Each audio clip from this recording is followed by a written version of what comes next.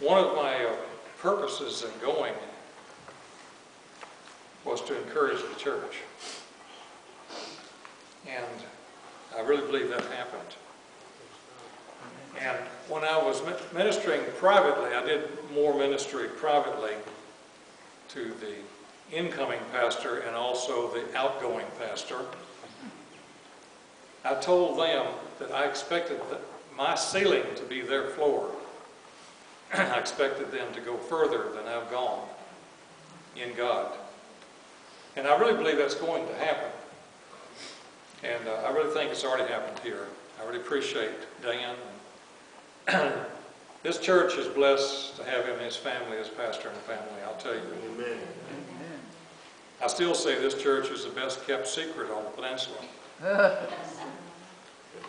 One time, many years ago, there was an old brother named Ed Hooper who used to visit us when we lived way up on Jefferson Avenue many years ago. And Ed had been mightily used by the Lord back in the 1940s, and somewhere back in there. And things weren't happening in his ministry, I guess in the early 70s, as they had been earlier. And he was as old then as I am now, probably. And he was praying and asking the Lord, he said, Lord, the people just aren't hungry anymore. They don't come out to hear the word like they used to. And the Lord said they will. There's coming a time when they will. And he felt like it was going to be in his lifetime, but it didn't happen in his lifetime. I'm still hoping it will happen in my lifetime, but I do know it will happen. There's going to be multitudes in the Valley of Decision. There's going to be a lot of people who want help, spiritual help.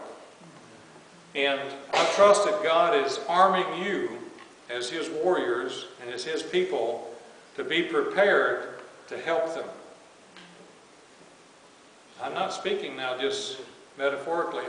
I'm serious. This is going to happen.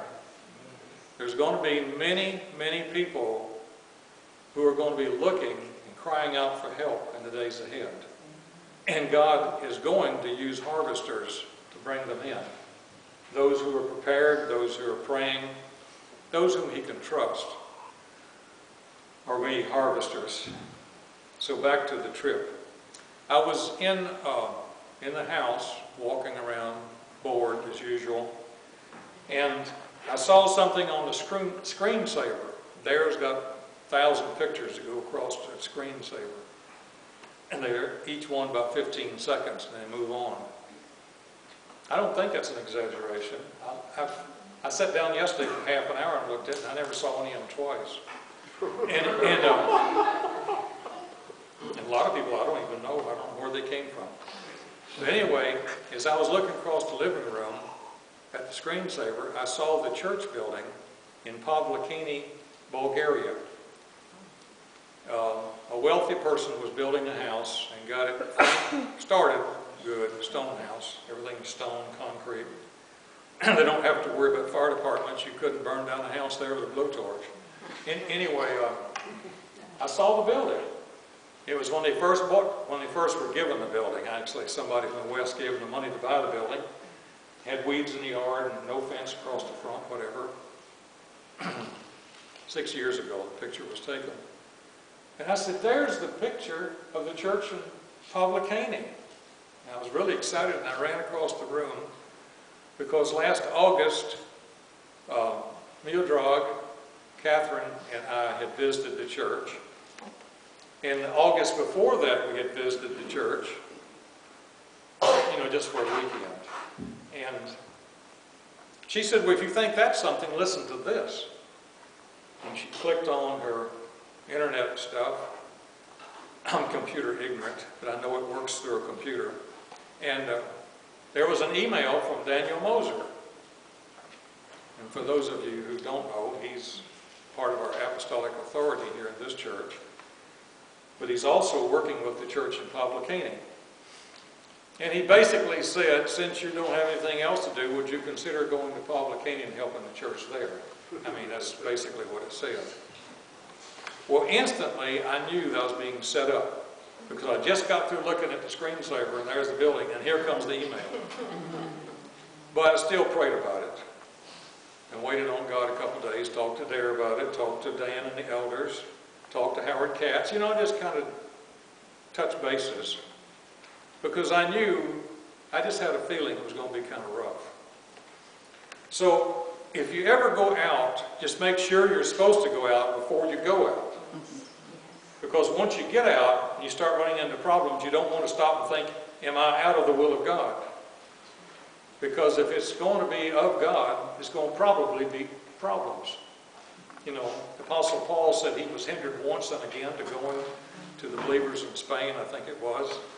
And if the Apostle Paul can be hindered, then I think we can be hindered. And so, sure enough, there was lots of surprises when I got there. Didn't have any problems getting there. Just when I got off the airplane, there was nobody waiting on me. And I'd sent 2 emails and had confirmations back that there would be somebody there. This is an airport about 4 hours from the church building. So we got that straightened out, and I got there, instead of getting there at 4:30, I got there at 10:30 that night. I was already tired. And meanwhile, they'd put in some heat in my room. These little oil-filled radiator heaters, electric powered, and left. And somebody else came in to clean, didn't know why they were on, turned them off. So I get there at 10:30 at night and everything's frozen. And I mean frozen. And I'm so tired I can't even think about staying awake and waiting for things to warm up. The bed was cold, I was cold, the house was cold. Next morning when I got up and went out of my room, it warmed up some during the night in this room, which was 10.5 feet by 12 feet. And that became my prison for the next number of months. Because when I opened the door up and stepped out into the hall, it was glazed with ice, the floor, tile floor, all the way through back. The rest of the apartment was ice, including the bathroom. And so it was an interesting beginning. I'm serious, I'm not joking.